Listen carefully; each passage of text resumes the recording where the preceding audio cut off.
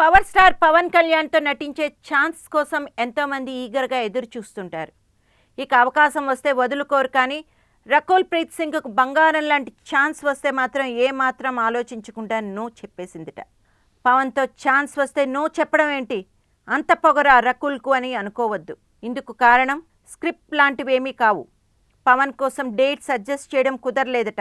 ప్రస్తుతం మహేష్ బాబు మురుగుదాస్ మూవీలో చేస్తున్న రకుల్ ప్రీత్ సింగ్ దీంతో పాటే పలు ప్రాజెక్టులో బిజీగా ఉన్నారట. నాగ చైతన్యతో ఒక మూవీ, సాయి ధరమ్ తేజ్తో మరో సినిమా, బెల్లంకొండ శ్రీనివాస్ బోయపాటి చిత్రాలే కాకుండా తెలుగు తమిళ్ బైలింగ్యువల్ కూడా రకుల్ సైన్ చేసిందిట. దీంతో ఈ ఏడాదంతా రకుల్ క్యాలెండర్ ఫుల్ అయిపోయింది. దాంతో పవన్ కళ్యాణ్ సినిమాలో నటించే గోల్డెన్ ఛాన్స్ పోగొట్టుకుంది.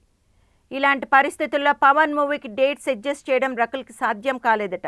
దీంతో ఇతర లీడింగ్ హీరోయిన్స్ వైపు చూస్తున్నాడు నిర్మాత ఏఎం రత్నం. మరోవైపు ఈ మూవీలో హీరో చెల్లెలి పాత్రకు కూడా ఒక యంగ్ బ్యూటీని ఎంపిక చేయాల్సి ఉంటుంది. మెగా హీరోలలో రామ్ చరణ్తో పాటు అల్లు అర్జున్ సరసన నటించిన ఈ భామ ప్రస్తుతం సాయి ధరమ్ తేజ్ సరసన నటిస్తోంది. పవన్ ప్రస్తుతం కాటమరాయుడు చిత్రంలో నటిస్తున్న విషయం తెలిసిందే.